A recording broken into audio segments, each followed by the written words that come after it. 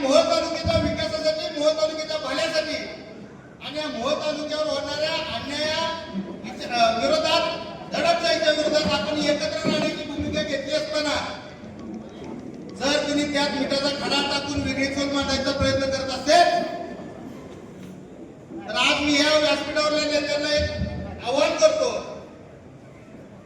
की कुणाला वेगळी भूमिका घ्यायची असेल तर कुणाला विचारत बसायचं काही कारण नाही. कुणाला वाटत असेल तर मी एकट्याने सगळं केलं तर त्याच्या बोलण्याकडे लक्ष देण्याची गरज नाही, कारण बेडूक किती जरी उगला तर तो बैल होत नसतो. तालुक्याच्या जनतेला माहिती आहे 40 वर्ष संघर्ष कोणी केलाय.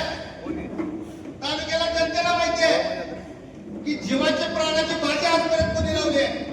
तालुक्यातल्या कार्यकर्त्यांना, जनतेला हे पण माहिती आहे की पूर्ण तालुकाभर कार्यकर्ते कुणाचे जिवंत आहेत, कुणाकडे कार्यकर्ते आहेत, सक्रिय आहेत, स्वाभिमानी आहेत.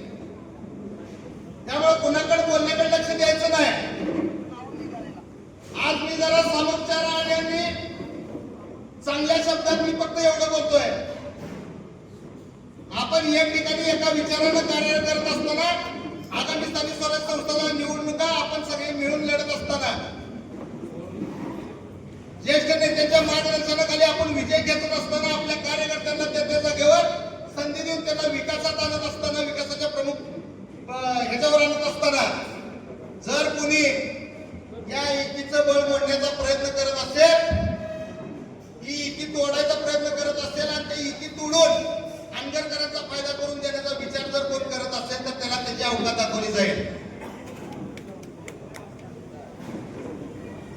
येत्या आगामी निवडणुकीत आदरणीय मनोहरभाऊ डोंगरे, काकासाहेब साठे, दीपक पिंपर गायकवाड, विजयराज दादा यांच्याबरोबर संजय अण्णा असतील, सचिन दादा असतील, सगळ्यांनी तालुक्याच्या ज्येष्ठ नेत्यांनी आंतर अप्पर तहसीलच्या विरोधात जशी एकी ठेवली, त्यांनी मार्गदर्शकांनी आम्हाला एकी ठेवून आम्हाला मार्गदर्शन करावं. कार्यकर्ता म्हणून कशाला आम्ही कुठं कमी पडणार नाही, आमचा शिवसेने कुठं कमी पडणार नाही हा शब्द मी आमच्या पक्षाच्या वतीनं देतो. आणि तुम्ही जे कष्ट आमच्या पदरी टाकाल, आमच्या हातात जे कष्ट तुम्ही द्याल, ते इमाने इतबारे ते कष्ट करून आपल्या सगळ्यांच्या समविचारी लोकांची सत्ता तालुक्याच्या प्रत्येक स्थानिक स्वराज्य संस्थेच्या जागेवर निवडून आणण्यासाठी आम्ही लावू, आमच्या ताकद लावू हा शब्द मी या ठिकाणी देतो. येणाऱ्यांना सोबत घेताना ज्यांनी मान सन्मान आपल्या कार्यकर्त्यांना दिलाय, ज्यांनी सगळ्यांचं कर्तृत्व मान्य केलंय, असा कुणालाही घ्यायला आमचा विरोध नाही. परंतु तिसरा पाय काढणारा जर कोणी असेल तर त्याला नेत्यांनी काही विचार करून लक्ष देण्याची गरज नाही. ही विनंती मी एक नेत्यानं या ठिकाणी नेते मंडळींना करतो आणि आपली रजा घेतो.